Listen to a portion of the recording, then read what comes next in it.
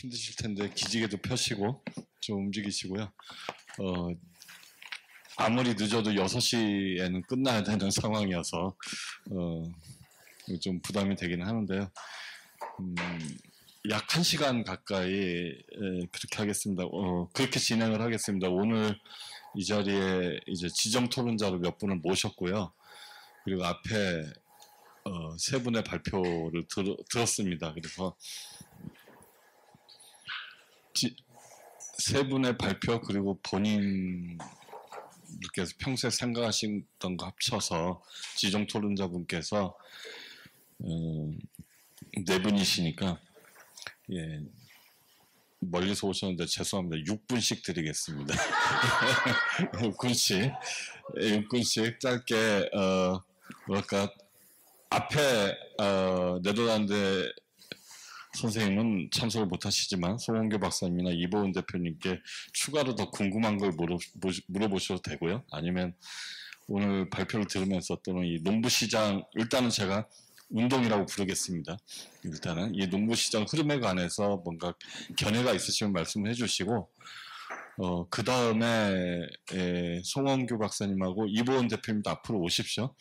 발표하신 분들 대답할 게 있으시면 듣고 그 다음에 이 앞에 짧게 진행을 하고 나서 한 절반 가까운 시간 20분 내지 25분 정도는 이 앞에서 또 더 추가로 궁금한 게 있으시거나 좋은 의견을 주시거나 아니면 경천동지할 얘기가 있으시면 말씀을 해주셔도 괜찮을 것 같습니다. 오늘 토론자로 오신 분들 소개는 시간상 제가 그냥 일괄해서 말씀을 드리고 자기 차례가 되면 짧게 소개하시고 의견을 말씀해 주시면 될 것 같은데 오늘 이 자리에 제 옆에 계신 분이 아까도 인사하셨지만 제주시 농촌 친환력 플러스 사업 추진단을 책임 맡고 운영하시는 이재은 단장님 오셨습니다. 박수를 맞으시죠. 그리고 원래 이런 거 하면 진작 인사를 드렸어야 되는데 이제 인사드립니다. 서울시 정원도시국 조경과의 은수진 팀장님이 오셨습니다. 일단 말씀해 주시지만 잠깐 말씀드리면 정원법이라는 게 몇 년 전에 생겼죠. 저도 그걸 자세히는 모르는데 그 법이 제 느낌 좀 심상치 않은 법입니다. 심상치 않은 법이어서 어쩌면 농부시장하고 관련이 있을 가능성도 있는 그런 법이라는 생각이 들고 또 이 정원법 관련이 아니라 하더라도 소개자를 보니까 온 팀장님께서 여러 가지 다양한 활동을 펼치셔서 좋은 의견을 주실 거라고 생각을 합니다. 그리고 여기 제주도에 계시죠. 제주대학교의 학술연구교수로 계신 김자경 박사님 모셨습니다. 그리고 지역다운 레이블의 장상기 대표님. 소개자를 보면 아주 재미나게 살고 계신 분으로 알겠습니다. 진행을 이렇게 해서 죄송합니다. 시간상 양해를 부탁을 드리고 먼저 이재근 앉은 순서대로 말씀을 해주시면 되겠습니다. 이 단장님부터. 예.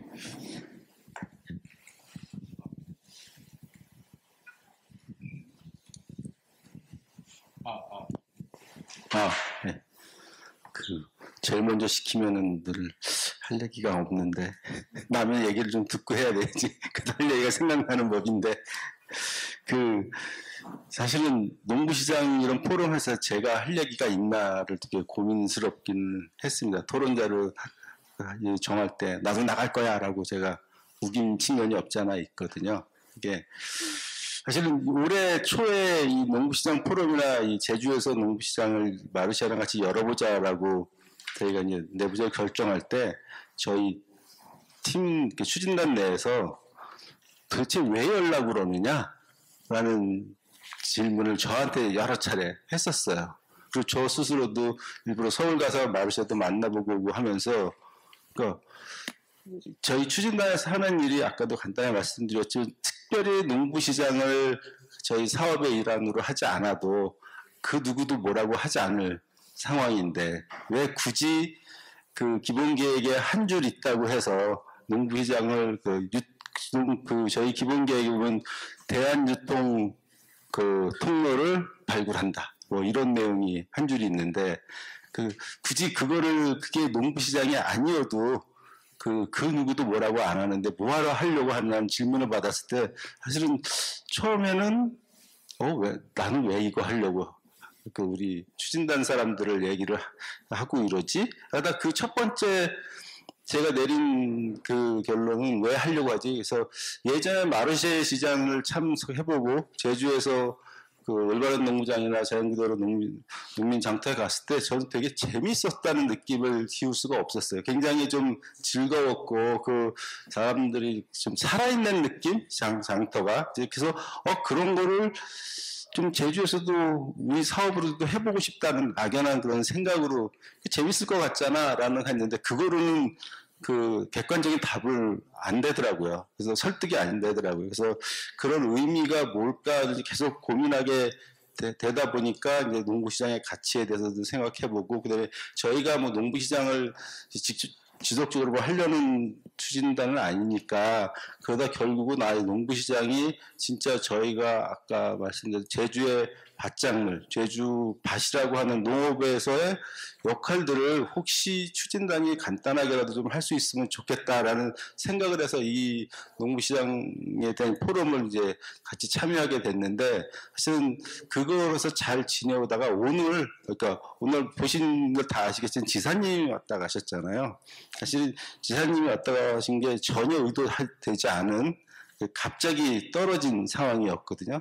근데 이제 그 상황을 말씀드린 이유가 그게 위에서 뚝 떨어지니까 이제 그 밑에 있던 저희가 도의 자치행정국하고 제주시의 일자리 통상, 경제통상국, 마을활력가 이게 다 소속인데 그 담당 행정에서 난리가 난 거예요. 30분의 그 의전 때문에 이제 오늘 난리가 났는데 그 의전은 별도로 하고 끊임없이 한 3, 4일 동안을 이제 계속해서 제가 지난주 월화수에 이제 지방 출장에 가 있었는데 출장 가 있는 동안 내내 전화를 계속 받아가지고 이게 뭘 할 수가 없는 거예요. 그게 뭐냐면 제일 궁금한 질문 많이 받았던 게 그래서 농부시장이 뭔데?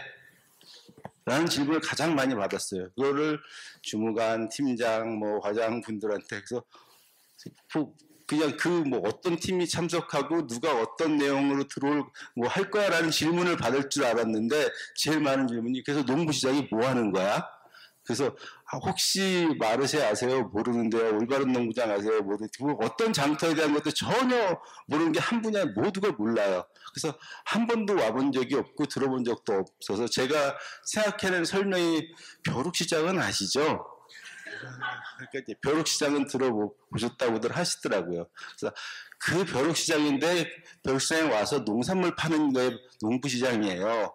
라고 이제 대답을 할 수밖에 없었어요. 사실 그러면서 그분들을 제가 막 폄하하려고 하는 게 아니라 실제로 제주도에서 농부시장이 행정에 있는 주요 행정에서 일하시는 분들에게 갖고 있는 인지나 이런 게 거의 없구나라는 생각을 이제 하게 되고 그리고 이제 다른 분들도 말씀하신 것처럼 특히 이제 이거 뭔가 사고가 나지 않도록 식품위생법이나 이런 데서 이제 규제하는 담당 부서에서는 이게 관련이 되어 있지만 나머지 주무관들이나 행정에서는 전혀 그게 뭔지를 알지 못하는 상황이구나라는 게 좀 들어서 이거를 어떻게든 추후로 가면 이게 저는 농구시장이 어느 분들 참여하시던 이게 제주도에서 굉장히 중요한 컨텐츠라고 저는 생각을 하고 있는데 그게 행정과의 관계를 좀 풀어나가지 않으면 결국은 계속해서 아까 이제 수동적이고 이렇게 이런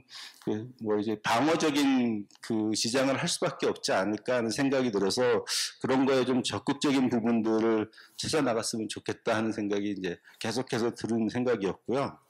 그다음에 또 하나는 비슷한 얘기긴 하지만 제주의 농업의 특성상 사실 제주가 한 60% 정도가 40%에서 40%라고 하든가 한 대농 중심의 농업 구조를 갖추고 있고 나머지는 중소고령농 등이 나머지 대부분을 다 차지한다고 하는데 실제로 제주 농업의 산업 구조가 그렇게 되면서 시장이나 산업적인 측면에서는 완전히 다른 시장으로 돌아가고 있는데 그러면 농구시장을 경제적인 측면에서 저 같은 사람을 어떻게 편입시키는 게 좋을까? 이제 사실 그게 저는 되게 고민스러운 부분이거든요. 이게 시장의 가치 이런 걸 떠나서 그 시장도 농구 시장도 이제 어떤 제주 농업의 한 부분이라면 그 부분을 분명히 의미 있게 자기 자신의 포션들을 가져갈 수 있도록 해줘야 되는데 그런 내용들을 결국은 농구 시장에 참여하시는 분 혹은 거기에 주변에 관심 있는 분들도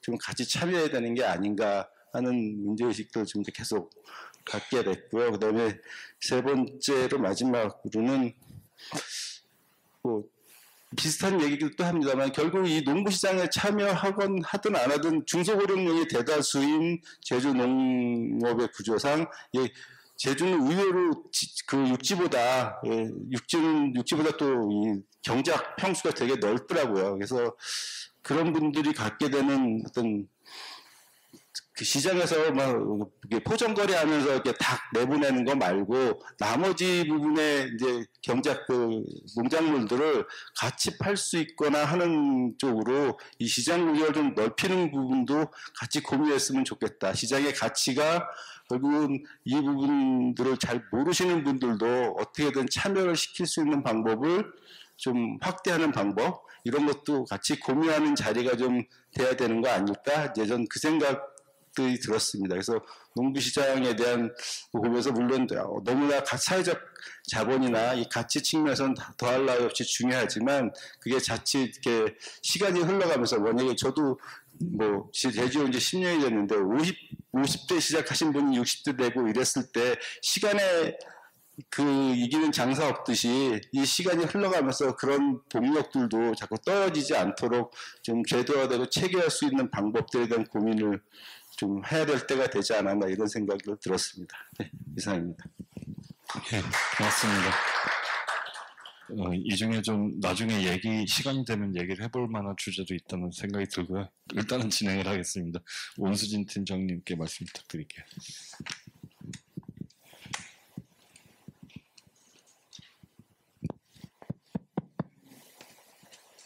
원수진이라고 합니다.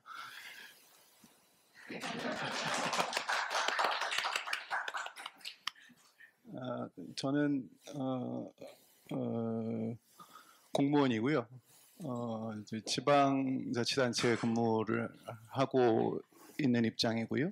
또 하나는 이제 저는 이제 주 농구시장을 이용하는 이용자 두 가지 정체성을 지금 가지고 있는 것 같아요. 그래서 두 가지 이야기를 중심으로 말씀을 드려야 될 것 같고 또 하나는 좀 조건 자체가 제가 살고 있는 곳이 서울이고 서울이다 보니까 제가 뭐 다른 지역의 어떠한 상황들에 대해서는 잘 모르고 주로 이제 뭐 마르쉐를 주로 다니는 이제 뭐 입장입니다.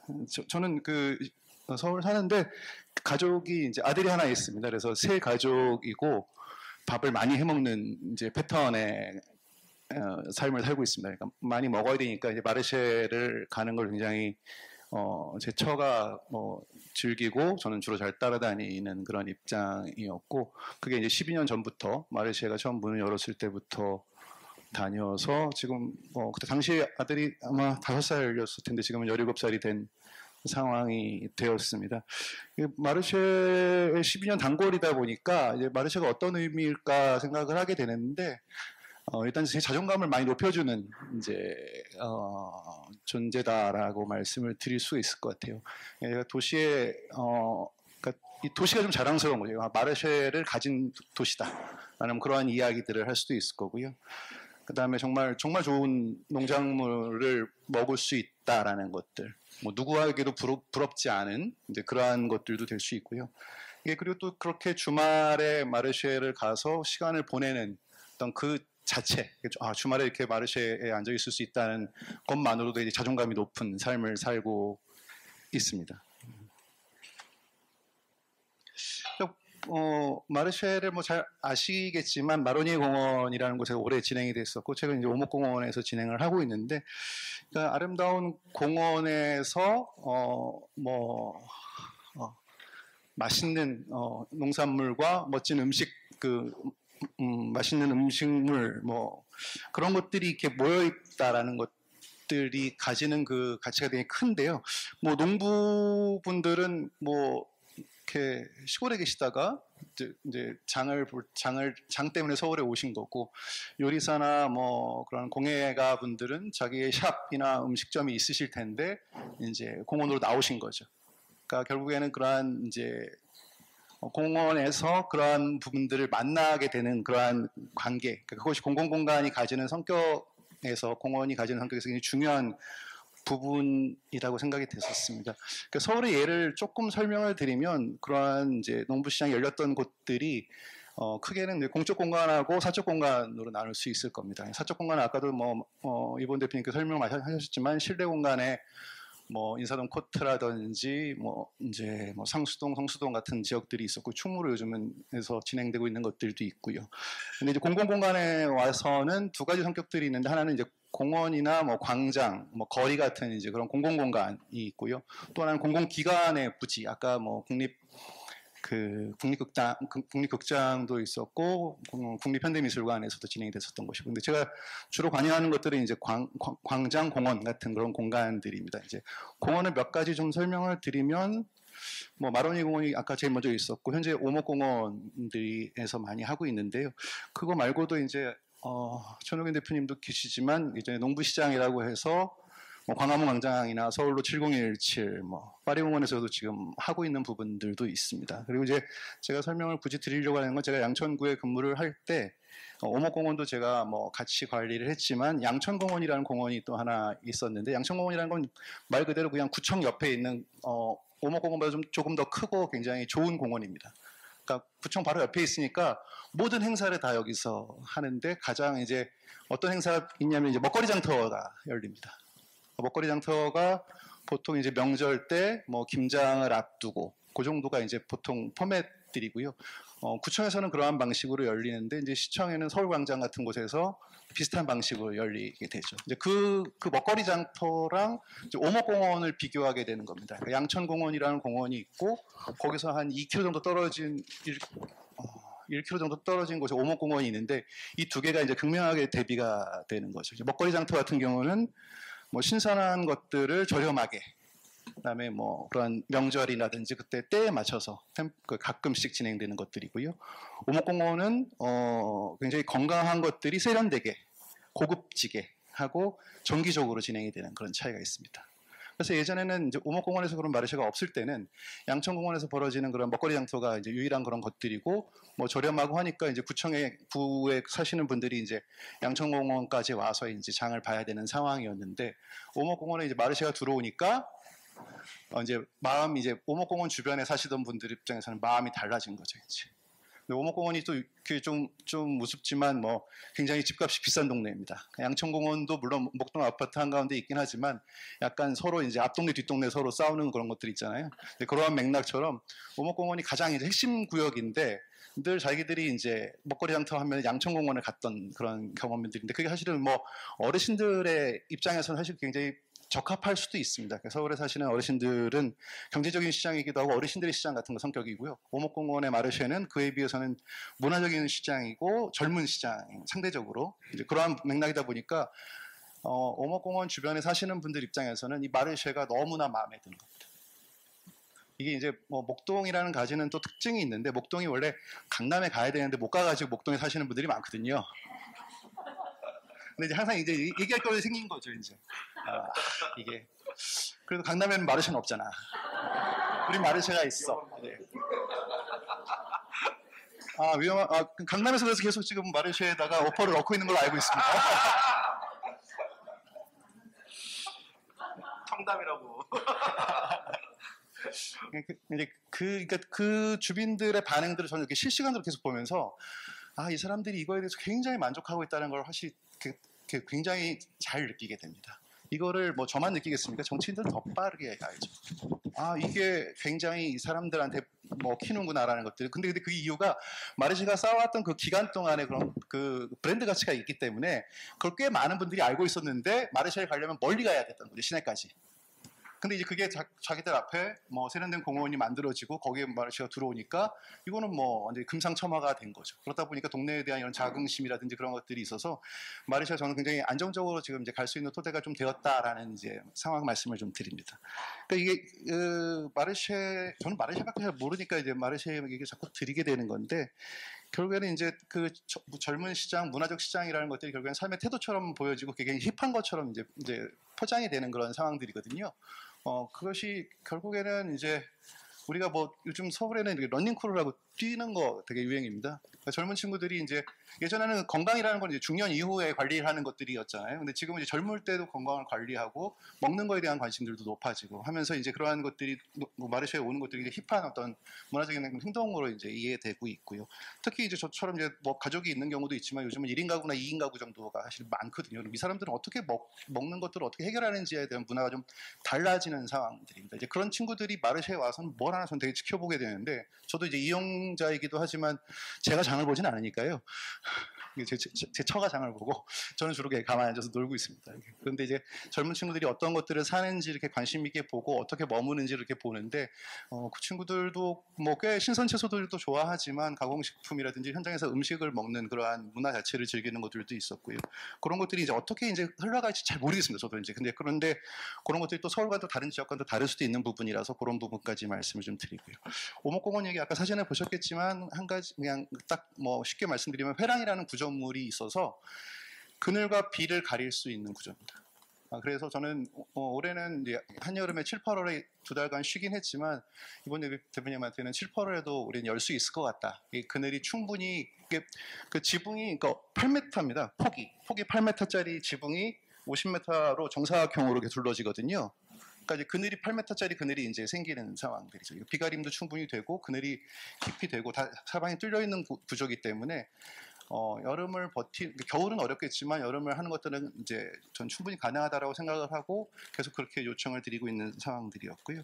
그리고 특히 또 오목공원 같은 경우는 내부에 가진 작은 이제 뭐 중정이라 할까 잔디밭이 있고 주변으로 또 굉장히 좋은 숲과 정원이 갖춰져 있는 것이어서 이게 광장 같은 데서 진행되는 파업적인 어떤 시장하고 공원에서 진행되는 그런 것들은 좀 또 차별성이 있다라는 것들을 좀 관심 있게 봐주시면 좋을 것 같다는 생각입니다. 특히 이제 공원 같은 경우는 뭐 규모에 따라 다르겠지만 이제 텃밭이라든지 뭐 장독대 같은 것들도 요즘 이제 그 서울에서는 좀 진행을 합니다. 그러니까 장을 담그는 것들을 직접 하는 프로그램 같은 거죠. 이제 텃밭도 하고 요리를 할 수 있는 그러한 시스템도 있고 장을 담그거나 하는 것들도 하고요. 또 한편에서는 이제 가드닝이 요즘 굉장히 유행이다 보니까 가드닝 센터라든지 또 커뮤니티 공간 같은 것들을 만드는 그런 흐름들이 있거든요. 그러니까 공원이라는 것들 그런 것들을 같이 담을 수 있어서 장이 설 때는 그런 것들이 같이 시너지를 보이고 장이 이제 없는 날은 그것들이 이제 일상적으로 진행이 되고 프로그램이 유지되는 그런 방식이기 때문에 공원을 어떻게 활용하실 것인가에 대한 고민들을 많이 하셔야 된다는 말씀을 드리는 겁니다. 이제 한 가지 팁을 드리면은 이제 공원에다가 뭐 꼭꼭 회랑같이 큰 구조물, 회랑은 20억 들었습니다. 큰 구조물은 아니더라도 이렇게 그늘이 잘 만들어질 수 있는 그런 것들을 만들면 됩니다. 그것이 이제 아케이드 같은 형태가 될 수도 있고 뭐 파빌리온이라고 표현도 하는데요. 굉장히 예술적인 파빌리온 같은 것들을 하나 이렇게 갖다 놓게 되면 필요할 때 농부 시장을 할 수도 있고 평소에는 그냥 비어져 있고 사람들이 쉴 수 있는 그런 공간이 될 수 있거든요. 그런 것들을 전략적으로 이제 요구할 때, 그러니까 뭐 지방자치정부나 뭐 시의원, 도의원들한테 이야기할 때 어떠한 그러한 맥락들을 공원에 넣자. 우리는 농부 시장을 하고 싶다. 뭐 농부 시장만 쓰는 것들이 아니니까. 근데 그러한 것들을 이제 조금 더 요구를 하고 그런 것들을 관철시킬 수 있으면 그 공간을 중심으로 해서 활용하는 것들이 조금 더 여유 있을 수 있습니다. 여기까지가 이제 대충 설명을 드리려고 했던 것이고 조금 이제 실질적인 부분 시간이 많이 됐죠. 네.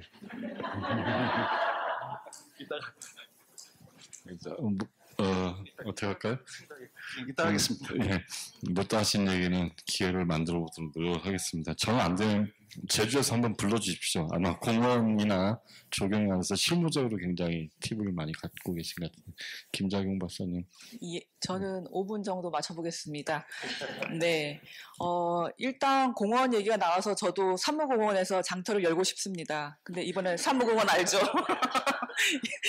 뭐 이렇게 되어 있고 지금 요새 이제 제로 콜라가 되게 유행이잖아요. 근데 이제 이 농부시장 오늘 보면서 제로 시장인 것 같아요. 제로 그 거리감이 없는 이제 그런 제로 시장이 되었는데 제가 오늘 여기 불려온 거는 실은 저는 이제 공동자원과 지속가능사회연구센터에서 연구를 하는데요. 이 공동자원이 커먼즈예요. 그래서 커먼즈 때문에 불러왔나 싶은데 제가 제로 연구자입니다. 이제 지식이 없어요. 그래서 되게 고민을 하는데 어쨌든 이 지금 우리 세계 식량 체제 하에서 이걸 어떻게 설명할까 보니까 그냥 제로 커먼즈인 것 같아요. 그러니까 여기서 우리가 없고 생산자가 따로 있고 소비자가 따로 있는 이 시장 체계 속에서 실제 제가 2000년대 중반, 10년대 중반 때 이 제주도민들이 어떻게 먹고 있나 한번 이제 설문조사를 해봤었는데 70%의 소비자가 대부분 다 이제 이마트부터 시작한 제주엔 대형마트가 5곳이 있는데 여기서 70% 이상을 다 먹고 그 나머지를 하나로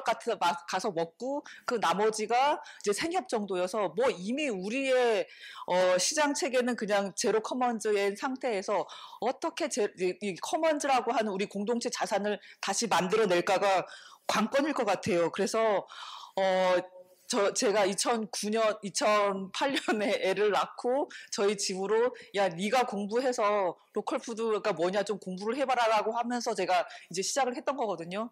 해서 지금 그 역사를 보면 2003년에 어쨌든 아이에게 건강을 그다음에 농부에게 희망이라고 하는 슬로건으로 제주에서 학교급식 운동을 처음으로 시작을 했어요.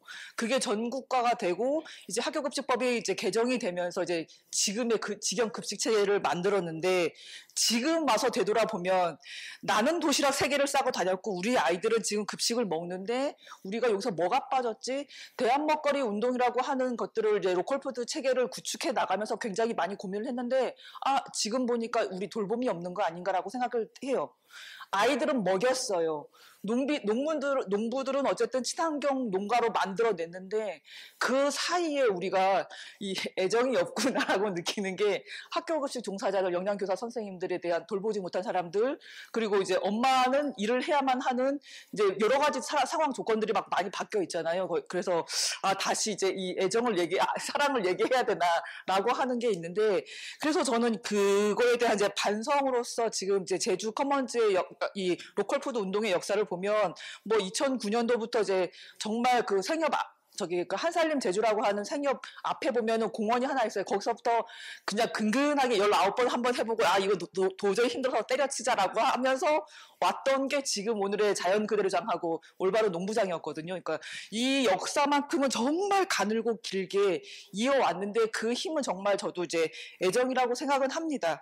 이제 그럼에도 불구하고 확산되지 않아서 2017년에 지금은 돌아가셨지만 허창욱 의원님을 꼬셔가지고 로컬푸드 조례를 만들어냈습니다. 거기에는 분명히 농민 장터를 지원하고 활성화시키게 하는 조례를 만들어냈는데 이번에 2020년도에는 이게 더 좋은 조례라고 하면서 먹거리 기본 조례로 바뀌었어요. 여기에서는 이 농민장터라는 이름이 다 빠지고요.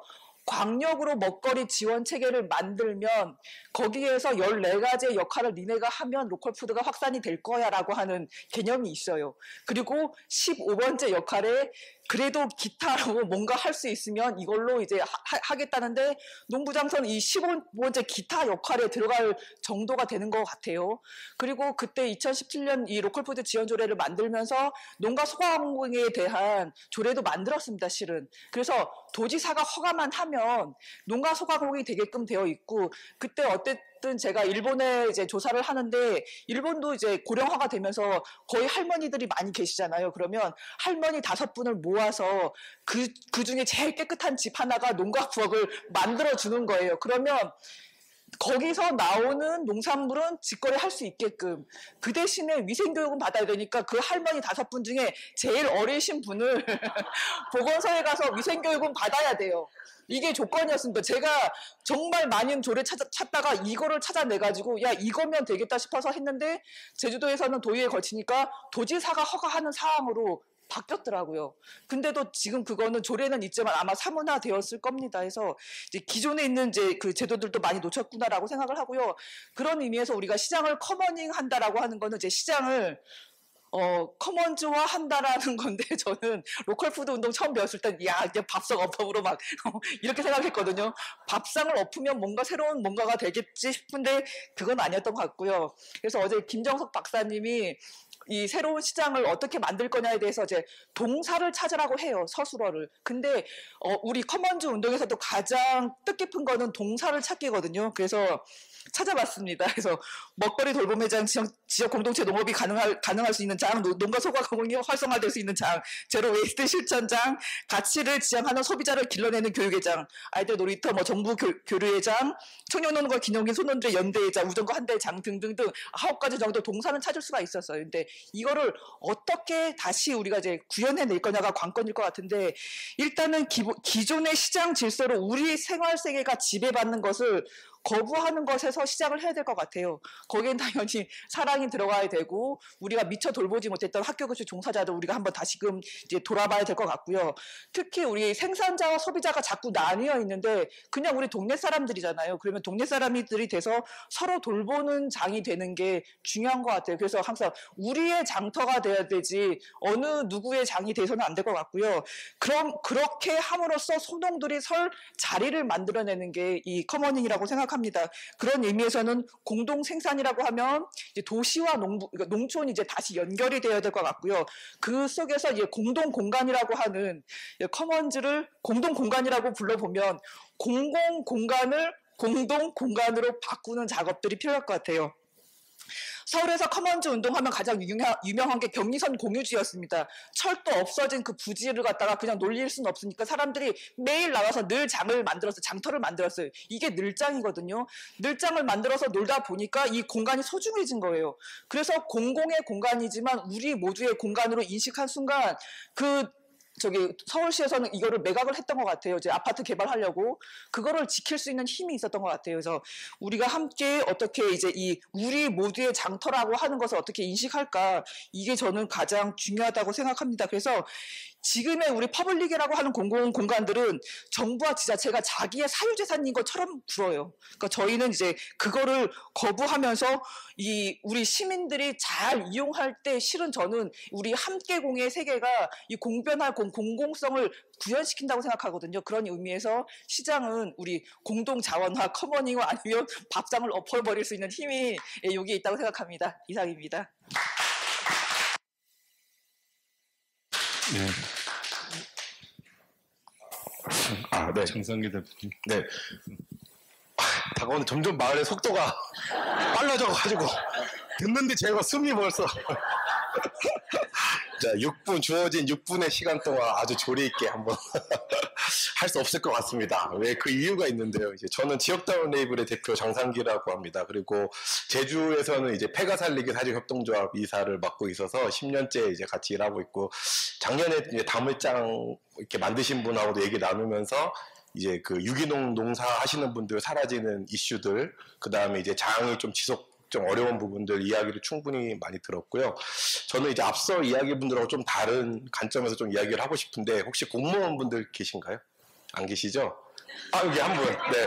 여기는 정말 우리나라에서 거의 손에 꼽는 사례입니다. 제가 이제 이야기하고 싶은 거는 몇 가지가 있는데, 우선 저는 이제 마르쉐에 여기 오신 분들 중에 혜택을 제일 많이 본 사람입니다. 지금은 이제 저희는 원래 한국문화관광연구원에 있던 연구원들이 회사를 차린 지 5년 됐는데, 오목교의 장터에 가서 저희가 쌀 디저트를 팔았거든요. 저희는 이제 매달 2번씩 쌀 디저트를 판매를 합니다. 2,000원짜리 이제 쌀 100% 디저트를 판매하는데 그날 120개를 팔았습니다. 120만 원, 죄송합니다. 저희가 태어나서 처음으로 제품을 킥이라는 걸 싸봤습니다. 감사합니다. 네. 정말 감사합니다. 저희가 마르쉐 때문에 근근히 먹고 살고 있고, 두 번째는 이제 저희가 연구원에 있을 때 마르쉐의 시스템이 너무 획기적이고 너무 믿기지가 않아서 전국에 이제 30개 지역에 셰프를 하고자 하는 사람이나 가공을 하고자 하는 농부들을 마르쉐를 통해서 출품을 시켰습니다. 이렇게 임시로. 이제 그분들의 변화가 사실은 어마무시했었고요. 그래서 저희가 이제 그동안 주민들이 만드는 마켓을 만든 게 한 10년 동안 13개 정도 되는 것 같아요. 13개 정도 되고, 최근에 마지막으로 컨설팅한 마켓은 울릉도 다음으로 인구수가 적은 영양군입니다. 인구수가 13,000명인데 셀러를 찾으려고 3개월 동안 찾았는데 8명을 찾았습니다. 그래서 5명의 첫 장을 열었어요. 영양은 우리나라에서 가장 큰 자작나무 숲이 있고 10만 명 이상이 옵니다. 인구가 13,000명인데요. 제가 생각은 그런 것 같아요. 우리가 도시와 이제 로컬이 차이점인 것 같아요. 장소가 없어서 마켓을 못하는 게 저는 아니라고 생각합니다. 그래서 제가 마르쉐를 보면서 그러니까 농해 부분보다는 이제 장애 부분에 대해서 장을 누가 운영할 것인가. 농부가 다 운영할 수는 없거든요. 결국에 이제 이 장에 대한 매니지먼트를 그 시스템을 만드는 방식에 대한 저는 여전히 이제 굉장히 그게 우리나라에서 아까 이제 사실 카피를 할 수 없다라는 거를 저는 충분히 느끼고 하지만 13개를 카피를 했지만 사실은 제가 장소를 중요하다고 생각하지 않는 이유가 행정은 저는 잘 믿지 않습니다. 저희가 현재 행정과 14개의 행정과 프로젝트를 하고 있거든요. 최근에 정말 충격받은 것 중에 하나가 백종원 축제 건입니다. 네, 행정은 돈이 되거나 이슈가 되면 시스템은 무조건 만듭니다. 결국에 이제 백종원이 축제에 그 축제를 백종원은 1회당 5억 정도의 예산을 받습니다. 하루 하는데 네. 그런데 백종원의 그 축제를 위탁받기 위해 과학지시서에 유튜브를 뭐 몇몇 명 이상 갖고 있는 축제 회사 이런 조건을 답니다. 축제 회사가 무슨 유튜브를 운영하겠어요. 하지만 그 조건을 다 만들게 돼 있거든요. 사실은.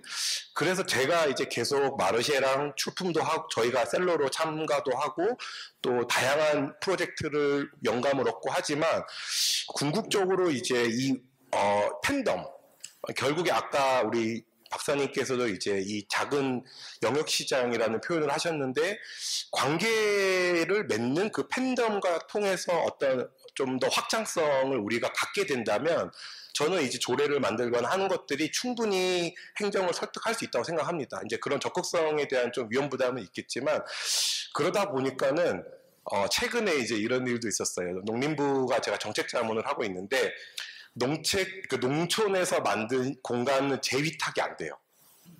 네, 뭐 숙소나 펜션이나 이런 것들은. 그런데 코로나 이후에 농촌 마을이 80%가 폐업을 했습니다. 발등에 불이 떨어져서 샌드박스에 재위탁이 올라갈 예정이에요. 결국 우리나라의 행정은 굉장히 어려운 어떤 한계에 왔을 때 그제서야 움직이는 형태들이 많습니다. 물론 우리 팀장님은 아니십니다. 마르쉐에 오셨기 고객이시기 때문에 그래서 저희도 연구원에서 이제 퇴사를 한 이유도 그러한 부분이 있었고요. 그래서 저는 이제 사실 오늘 정말 하고 싶은 이야기가 많지만 아주 간단하게 얘기 들면 저희가 이제 경기도 고양시라는 곳에서 쌀을 직접 재분해서 디저트를 만드는데 24평의 공간이 있습니다. 그런데 저희는 마르쉐를 나가는 셀러로서 자부심이 굉장히 강하거든요. 근데 이 공간에 우리가 마르쉐의 어떤 또 다른 운영자로서 할 수 있는 일은 없을까? 그 사람들이 우리를 통해 마르쉐의 장터로 갈 수 있는 방식들, 최근에는 이제 고양시의 찬호물 농장 농부님하고 우리만의 작은 마켓에 저희도 참여를 해봤는데요. 우리도 우리 지역만의 작은 마켓을 만들 수 있겠다. 다만 마르쉐라는 어떻게 보면 그런 조직력. 그래서 사실은 이제 일본의 타베르 통신 같은 이런 어떤 지사 같은 개념, 어떤 돈을 원하는 지사가 아니라 그런 철학을 따르는 다양한 셀러들이 철학을 갖고 셀러를 모으고 작은 하나의 마켓을 만든다면 저는 공간은 그렇게 중요하다고 사실 생각을 하지 않습니다. 급하면 행정이 알아서 푼다고 생각을 하고 있고요. 물론 그 과정에서 저희도 엄청난 겪은 적이 많았어요. 뭐 80명이 모인 마켓을 준비했는데 누군가가 민원을 넣었어요. 그래서 그 80명의 마켓이 사라진 적이 있었는데 저희가 그날 너무 멘붕이 왔는데 추적을 하다 보니 그 공원에서 일하는 편의점 주인이 몰래 민원을 넣으신 거예요. 오히려 편의점이 잘 됐을 텐데. 근데 저는 결국 그런 게 지역에서의 커뮤니케이션이고 그것의 운영자들이 얼마나 지역을 매니지먼트 하고 있냐의 문제인데 그게 지금 현재 지역은 셀러에게 다 부담이 가 있거든요. 하지만 마르쉐는 마르쉐와 친구들이라는 굉장히 훌륭한 분들이 계시고 결국 지역에서도 그런 사람을 육성하고 관리하고 또 행정과 함께 소통할 수 있는 이제 그런 팀들을 좀 만드는 게 저는 굉장히 중요하다고 생각이 들고요. 거기에 플러스 마르쉐라는 어떻게 보면 굉장히 전 독보적인 브랜드라고 생각이 드는데 그 브랜드의 힘을 5%만이라도 그 지역에서 받을 수가 있다면 저는 이제 굳이 복붙을 하지 않아도 그 지역만에 맞는 로컬 마켓을 만들 거라고 생각이 듭니다. 그래서 저희가 이제 조금 더 다양한 마켓을 많이 기억하고 있는데 뭐 여전히 마르쉐에 저희가 다니면서 이렇게 공부를 하고 있지만 제주에서도 저는 그런 시도가 많이 있다는 걸 저는 잘 알고 있습니다. 그런데 공간보다는 좋은 팬덤을 만들기 위한 우리 그 운영자들을 좀 지켜주고 그들의 인건비를 벌어주고 이제 이러한 시스템을 만드는데 더 집중하셨으면 하는 바람을 갖고 마치도록 하겠습니다. 이상입니다. 네, 고맙습니다. 아까 예고드린 순서에서 좀 바꿀게요. 시간이 많이 지나가서요. 그 이본 대표님하고 송은교 박사님 조금 기다려주시고 그래도 오늘 발표를 하셨기 때문에 제가 여쭤볼 것도 있고요. 마지막에 말씀을 청할 거고요. 혹시 앉아 계신 분들 중에 오늘 발표하신 분이나 나오신 토론자분들께 궁금한 게 있다거나 뭐 의견을 제시할 게 있으시면 손 들어주십시오. 그러니까 소가구 예. 식품들 어쨌든 저도 마찬가지지만 저도 친환경으로 패션우르츠를 재배를 하고 있는데 소비자분들이 너무 모르세요. 그리고 이게 보관이 안 돼요.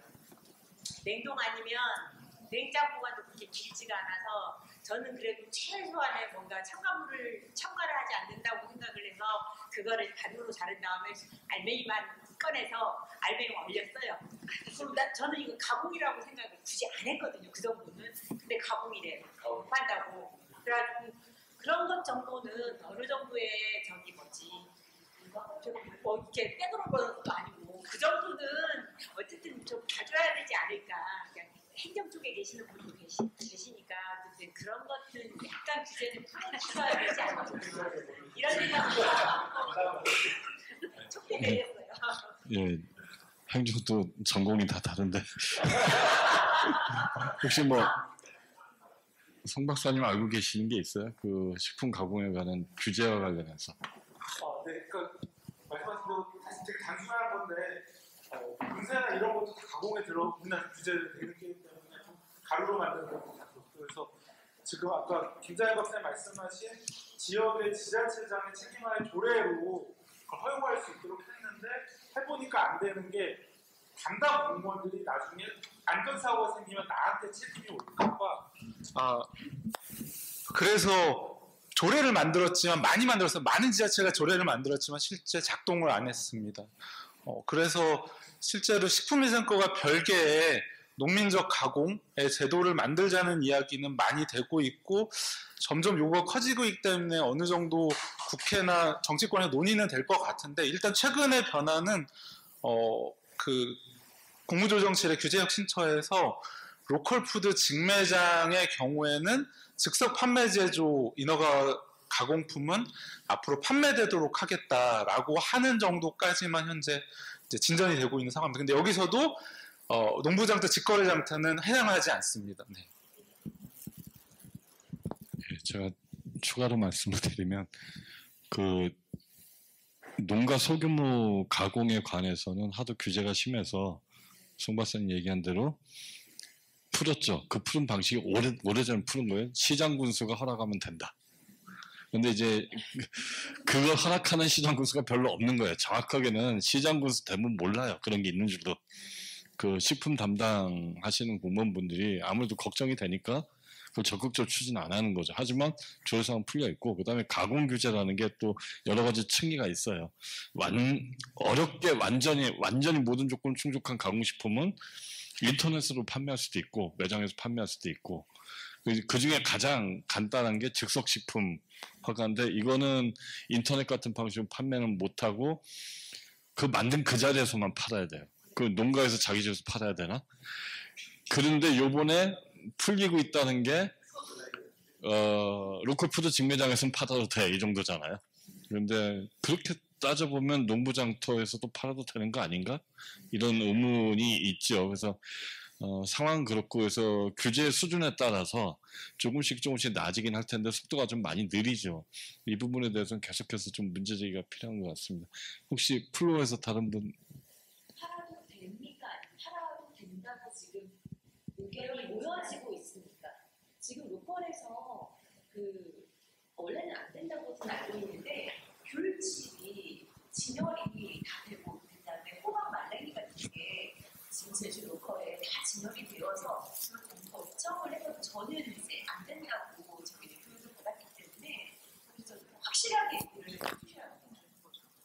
제가 알기로 그 농협에서 하는 게 네. 받은 건가요? 아니, 왜냐면 지금 교천하고 어디지 안동에서 진딱 두고랑 해설에 어떤 품질 인증 표시가 붙여져 있는데 그게 예, 이제 그러니까 잘 모르겠지만 해썹 인증 받을 정도 수준이면 즉석 식품 가공 아니고 그거보다 센 거를 통과한 거예요. 그러니까 가능하죠. 그러니까 농가에서 가공했다 하더라도 해썹 인증 받을 정도 되면 즉석 가공 식품 수준이 아니라 더 빡빡한 걸 통과한 거니까 일반적으로는 문제가 없을 거로 봐요. 예. 지금 그 시범 사업 중이고요. 국무조정실에서 전국의 10개 직매장에서 이거를 즉석 판매 제조의 이 식품의 경우에 판매해보고 문제 안 생기면 직매장에는 앞으로 허용하는 방식으로 뭐 시행령을 개정하든지 하겠다. 이 정도가 현재 상황입니다. 예, 가공이 하도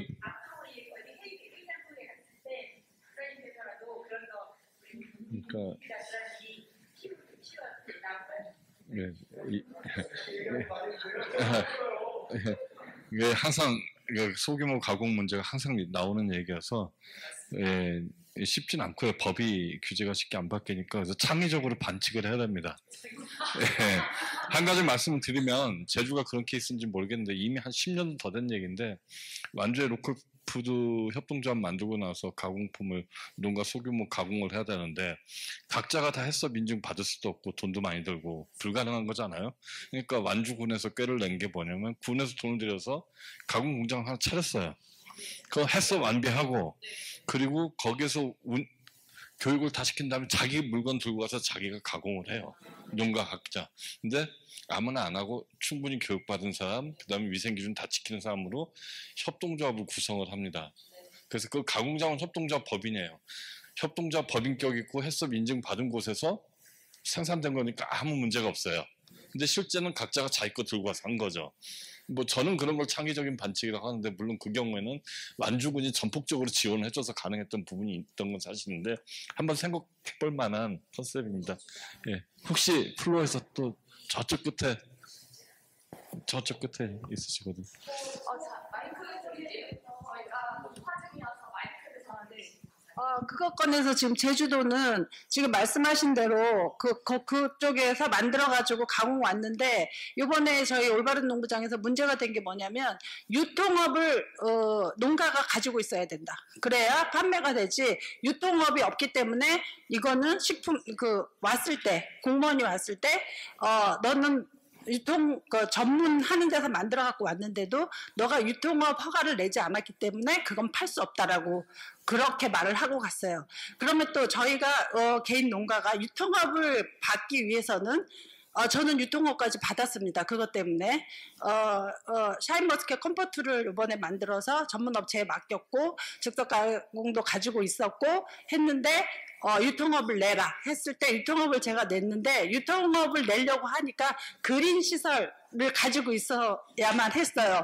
그래서 저는 다행히 가지고 있었어요. 그래서 저희 올바른 농부장에서는 그린 시설을 가지고 있는 사람 저 하나였습니다. 그래서 유통업까지 받으면서 제가 느낀 건 뭐냐면 이게 개인 농가가 이것까지 받으라고 그러면 차라리 하지 말아라. 그거라고 저는 느꼈거든요. 그래서 이거를 행정에서 정확하게 아주 교육을 하던가 아니면 뭐 좀 러프하게 탁 풀어주던가 그런 거에 대한 거를 정확하게 해줬으면 좋겠습니다. 사실 저희 농부들은 소농은 버려지는 이제 대농이 아니기 때문에 내가 지은 농산물을 어떻게라도 조금만 버려지지 않게 하기 위해서 작업들을 하고 아끼는 과정에서 조금씩 하는 건데 그거를 규제를 하고 또 계속 또 와가지고 된다 안 된다 사실은 공무원도 정확하게 몰라요. 그래서 그렇게 얘기하는 과정에서 저희는 너무 헷갈리거든요. 그래서 지금 이제 행정에 계시고 뭐 그래도 저희보다는 또 많이 아시는 분들이니까 그걸 좀 정확하게 해주셨으면 저희 농가들도 좀 헷갈리지 않을 것 같습니다. 네, 죄송한데요. 거기에 대한 이제 답변을 완벽하게 드릴 수는 없지만 저희가 이제 아까 제가 13개의 마켓을 이렇게 운영을 같이 하거든요. 그런데 그 부분은 행정하고 행정하고 얘기할 수밖에 없어요. 결국 결정자는 행정이고 저희가 예를 들면 유통업이 없어도 직판만 있어도 되는 마켓이 있어요. 행정이 오케이 해주면요. 그렇기 때문에 사실 이 포럼장에서는 조금 답변 드리기가 어려운 부분이어가지고 이제 그런 부분들은 다른 지역의 사례들을 갖고 이제 공무원과 조금 힘드시겠지만 하시던지 아니면 이제 신한력 우리 단장님도 오셨는데 이런 중간 지원 조직 완주도 CB센터라는 중간 지원 조직이 또 있었거든요. 그리고 그런 중간 지원 조직들이 농부들의 권한을 좀 올리기 위해 여러 가지 뭐 여행사도 만들고 막 그랬기 때문에 조금 그 부분은 요 장소에서는 좀 어울리지 않을까 이제 그런 생각이 들어서 좀 안타깝지만은 좀 사례를 많이 공유하는 좀 그런 게 있었으면 좋을 것 같아요. 그래야 공무원하고 얘기할 때도 좀 큰 소리 칠 수 있는데 맞아요. 네. 시간이 다 돼서 한 분만 더 질문을 받겠습니다. 혹시 예 저쪽 맨 오른쪽에 한 분이 계신데 예. 죄송합니다. 제가 이보은 대표님께 잠깐 얘기 좀 아까 너무 울컥하시는 바람에 아니 근데 그게 이제 저는 지금 신입 이제 초보로 지금 이제 앞으로 그런 계획 아니면 그런 일을 해볼까라는 생각을 하고 이게 참여를 하기도 했는데 정말로 이 일이 그렇게 힘이 들었었는지 아니면은 시작하는 제일 지금 첫 발을 디디려고 하는 후배한테 뭐 딱히 그렇게 길을 한마디만 해주시면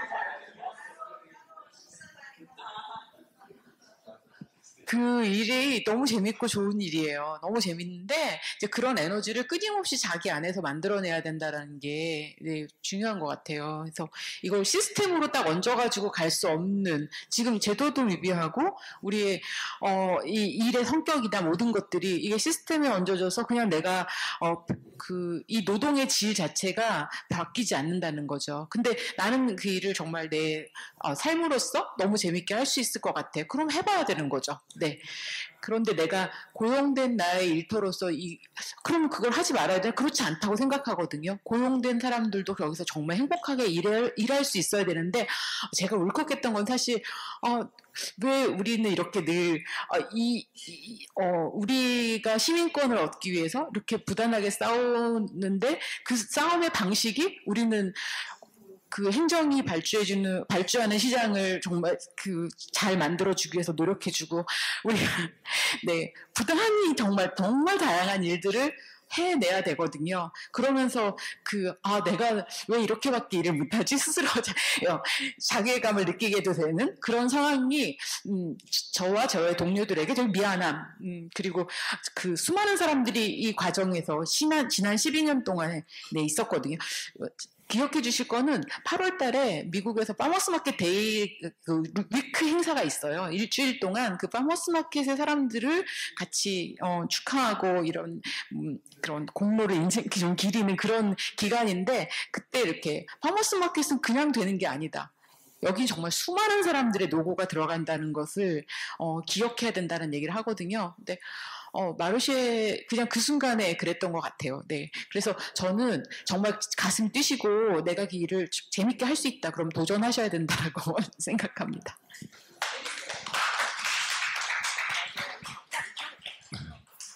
네, 진행하기 힘들 줄 예상을 하고 있었습니다. 이제 끝내야 될 것 같은데 개인적으로 서은교 박사님 아까 뭐 얘기한 김에 꺼내면 박사학위 논문 주제가 오늘도 살짝 그 얘기가 나왔는데 규리 회수를 건너면 왜 탱자가 되는가, 그죠? 뭐가 좋은 게 있으면 국가에서 정책을 해요, 그죠? 예, 파머스 마켓도 살짝 있으나 마나한 것 같죠. 뭔가 법에 들어가 있긴 하고 로컬 푸드는 굉장히 크게 판이 벌어졌는데 항상 국가가 들어가면 뭐가 이상해. 탱자가 된 기분이어서 송 박사님 학위 논문이 탱자가 돼도 규를 줄 것인가 아니면 탱자가 될 거니까 집어쳐 이런 식으로 할 것인가 여기서 시작한 거거든요. 제도화는 바람직한 건가.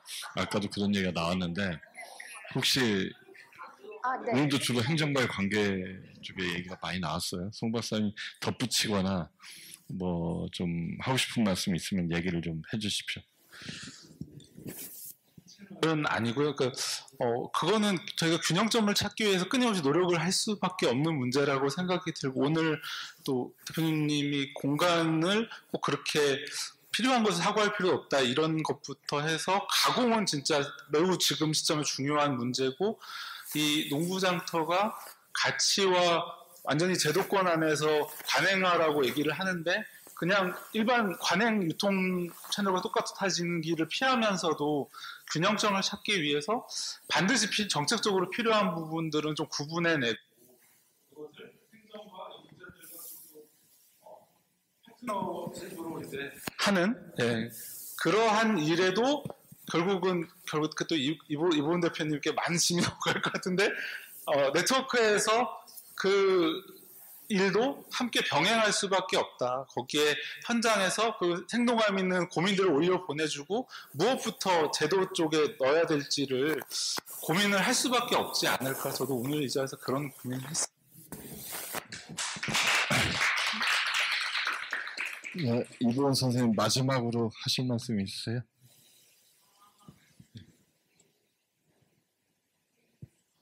사실 그 창의적 반칙을 하라는 말씀이 아까 그 말씀은 굉장히 공감하는데요.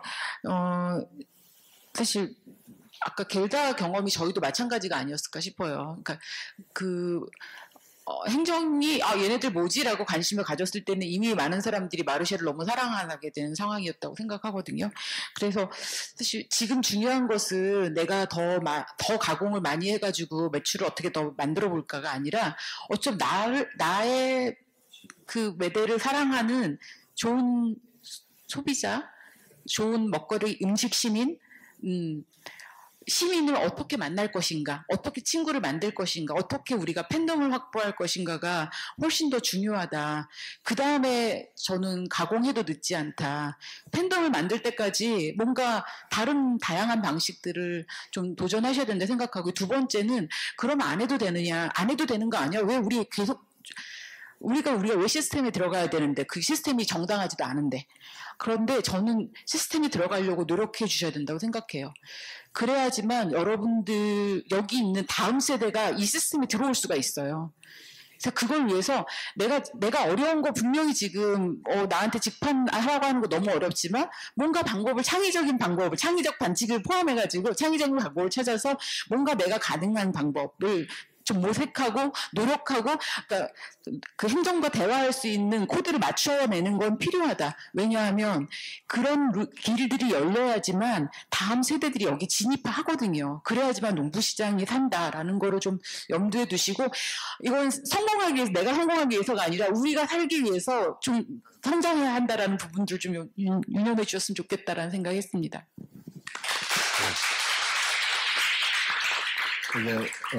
오늘 모임 정리를 하겠습니다. 저는 시장의 제도라고 생각을 해요. 법제도가 아니고, 어제 잠깐 말씀드렸지만 제도는 여러 사람이 버릇처럼 반복적으로 지키는 규칙이 제도입니다.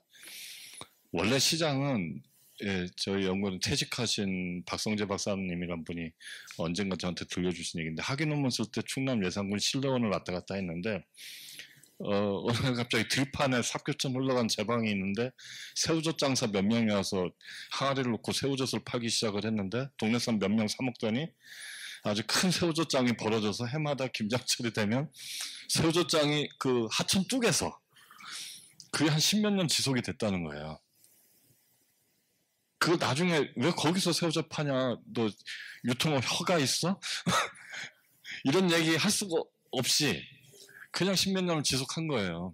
그게 제도입니다.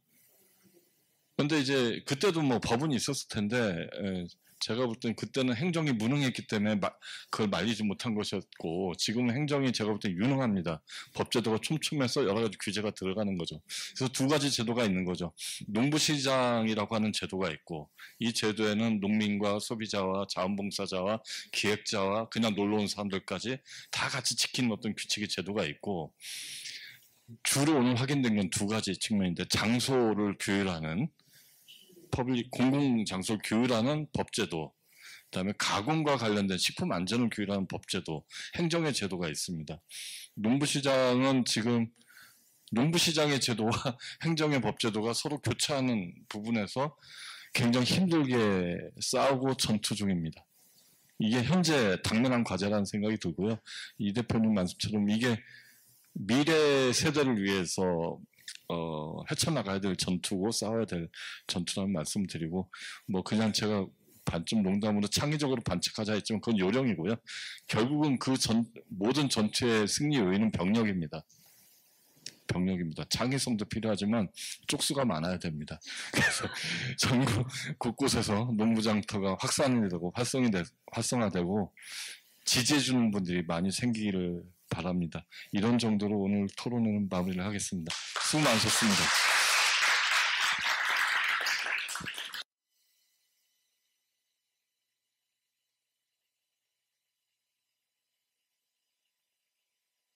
네, 오랜 시간 함께 해주셔서 감사합니다. 제주 농부시장 포럼 이것으로 막을 내리도록 하겠습니다. 네, 함께 해주신 여러분들께 다시 한번 박수 부탁드리겠습니다. 감사합니다.